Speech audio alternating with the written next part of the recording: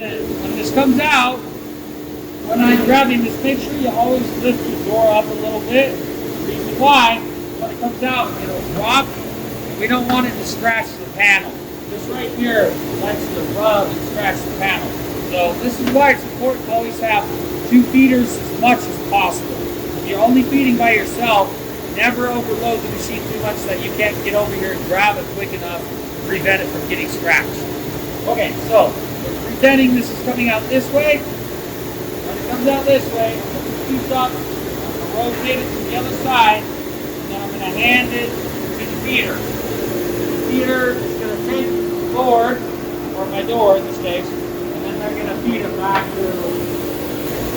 As soon as I can get a good grip on the wire, you must bring them down here. And I just a little pressure. You don't need to force it up. It's enough that when it comes releasing it off the wheel, I can lift it up like that. And yes, same process. I'm doing my ends. Let's say it comes out like this first. Now, when you're doing your ends, depending on the size of the door, again, you're going to want to clean it up. Make sure it doesn't come off and scratch on here. Okay? Now, let's say there's coming out here, pick it up, rotate it, and I'm going to pass it on to the feeder. And then they're going to do the same thing with the jump cope on, feed it through for me. That's it. So if I'm changing from my wood to HDF, but I'm running the same profile, I'm going to hit exit. Then I'm going to come down here, I'm going to hit HDF, I'm going to hit OG, and then I'm going to hit main. Now again, you're going to have to, after you hit start spindle, you're going to have to adjust all your spindles, which we don't need to go over that again, but you'll have to do that before you brush first. So before I adjust this, it is critical to do this first. So make sure that's on, and we'll go all this. When I'm feeding these, the best way to do this is to feed one lengthwise, feed your next one longwise. Another one lengthwise, another one longwise. So the catcher is going to do a little bit different. Yes, the catcher's going to. So because HDF doesn't require any jump cope, you just rotate. Yes, we're just going to rotate the door. That's all you're going to do because there's no grain pattern in HDF. It's just a bunch of glued up particle board stuff. So, hence the high density fiber HDF, right? That's what it stands for. So they could probably just simulate you on the end, kind of show the rotation. I run it like this, going across. As the catcher, always turn clockwise. Always. Don't turn counterclockwise. Turn clockwise. With the HDF, you're just going to rotate the door. You hand it back to them. They're going to run it through like this. Again, you're just going to pick it up clockwise. Rotate the door again. You're going to run it. Again, you're going to pick it up.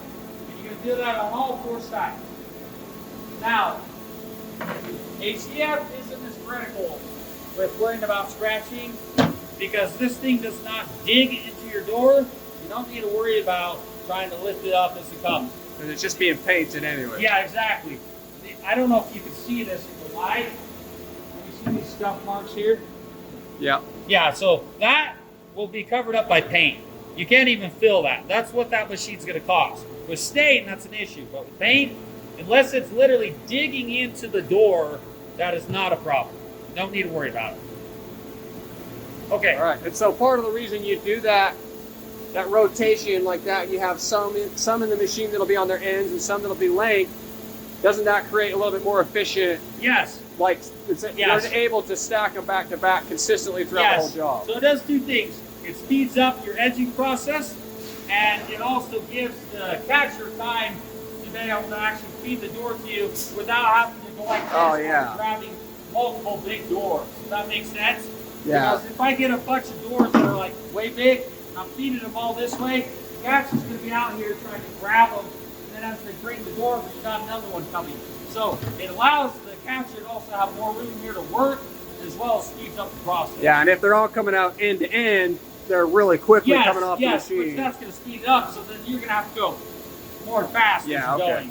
And until you get more comfortable with catching and feeding, you don't want to increase your speed that it gets to the point that you drop the door and it damages product. Quality is always more important.